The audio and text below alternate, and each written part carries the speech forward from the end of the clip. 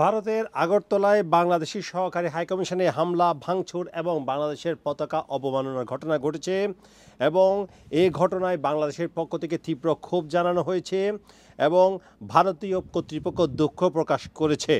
BBC সংবাদে বলা হয়েছে, গত কয়েকদিন ধরে বাংলাদেশে সনাতনী জাগরণ জোটের নেতা চিন্ময় কৃষ্ণ দাস গ্রেপ্তারের পর থেকে ভারতে ডেপুটেশন জমা দেওয়া, মিছিল সমাবেশ, কুশপুত্তলিকা দাহসহ নানা ধরনের ঘটনা ঘটেছে এবং এরই রেশ ধরে সোমবার হঠাৎই আগরতলায় বাংলাদেশের সহকারী হাইকমিশনে হামলা ভাঙচুর এবং পতাকা নামিয়ে ছিঁড়ে ফেলার ঘটনাটি ঘটেছে। বিবিসি বাংলার কাছে যে সব ভিডিও এসেছে ঘটনাস্থলে, সেটি দেখে তারা নিশ্চিত হয়েছে এটি আগরতলায় বাংলাদেশ হাইকমিশনে ঘটেছে এবং বাংলাদেশ হাইকমিশনের কর্মকর্তারাও সেটি বিবিসির কাছে নিশ্চিত করেছেন। এই ঘটনার পর সন্ধ্যায় দুঃখ প্রকাশ করে বিবৃতি দিয়েছে ভারতের পররাষ্ট্র মন্ত্রণালয়। বিবৃতিতে দেশটির পররাষ্ট্র মন্ত্রণালয় জানিয়েছে, ভারত সরকারের পক্ষ থেকে বাংলাদেশের ডেপুটি এবং সহকারী হাইকমিশনারগুলোতে নিরাপত্তা বাড়ানোর নির্দেশনা দেওয়া হয়েছে। এর পাশাপাশি বাংলাদেশের পক্ষ থেকে ক্ষোভ জানানো হয়েছে। পররাষ্ট্র মন্ত্রণালয় সোমবার রাতে এক বিবৃতিতে তীব্র ক্ষোভ প্রকাশ করেছে বাংলাদেশের পররাষ্ট্র মন্ত্রণালয়।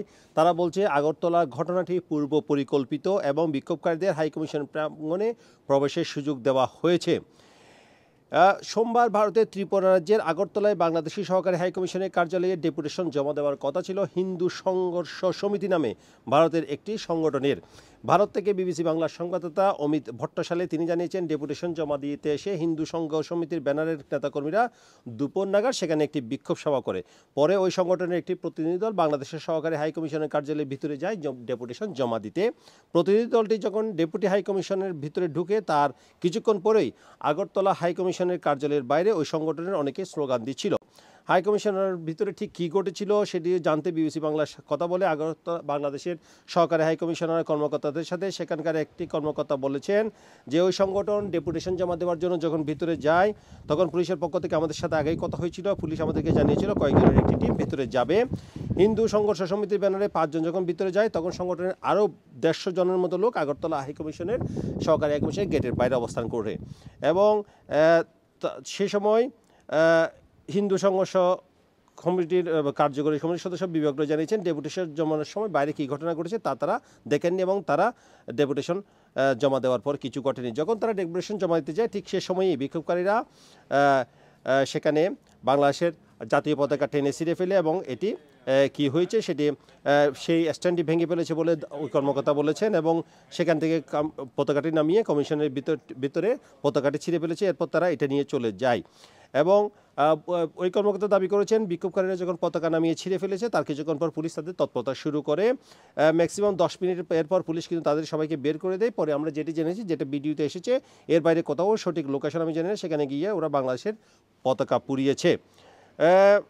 ভিডিও পতাকা পুরানোর এই ঘটনা নিয়ে বাংলাদেশ এবং ভারতের মধ্যে বিবৃতি এবং পাল্টা বিবৃতি হয়েছে এবং আপনারা জানেন বিশেষ করে বিগত অগাস্ট মাসে যখন সাবেক প্রধানমন্ত্রী শেখ হাসিনা যখন পদত্যাগ করে ভারতে পালিয়ে যান, সেখানে অবস্থান করছেন এবং সেখান থেকে বক্তব্য বিবৃতি দিচ্ছেন এবং তারপর থেকে কিন্তু বাংলাদেশ এবং ভারতের সম্পর্কের মধ্যে একটি টানাপোড়েন চলছে এবং বাংলাদেশের অন্তর্বর্তী সরকার, যেটি ডক্টর মোহাম্মদ ইউনূসের নেতৃত্বে গঠিত হয়েছে, তিনিও বলেছেন যে শেখ হাসিনাকে সেখানে বসে বিবৃতি দেওয়া বন্ধ করা উচিত, দুই দেশের সম্পর্কে যাতে উন্নয়ন হয় এবং সেই ব্যাপারে তারা আলাপ আলোচনা শুরু করার কথা। কিন্তু এই অবস্থায় সর্বশেষ সনাতনী জাগরণ মঞ্চের নেতা চিন্ময় দাসকে গ্রেপ্তারের পর থেকে আবার দুই দেশের মধ্যে সম্পর্ক উত্তপ্ততা শুরু হয়েছে। বিশেষ করে হিন্দু সমিতিগুলো যেগুলো রয়েছে ভারতে, তারা এই ঘটনার তীব্র নিন্দা জানিয়েছে এবং তারা বিক্ষোভও করেছে এবং পার্লামেন্টেও অনেক ধরনের বিতর্ক হয়েছে এবং সেখানকার রাজনীতিবিদ হতে শুরু করে অনেকেই এই ঘটনার নিন্দা জানিয়েছেন এবং তারা এই ঘটনাকে কেন্দ্র করে বাংলাদেশের বিরুদ্ধে বিষেধাজ্ঞা করছেন বলে বাংলাদেশের পক্ষ থেকে দাবি জানানো হয়েছে এবং বাংলাদেশের অন্তর্বর্তী সরকার রাতেই বিবৃতি দিয়ে এই ঘটনার তীব্র নিন্দা জানিয়েছে এবং তারা বলেছে এই ঘটনা কোনোভাবেই কাম্য নয়। Sarwar Hossain, top news, London.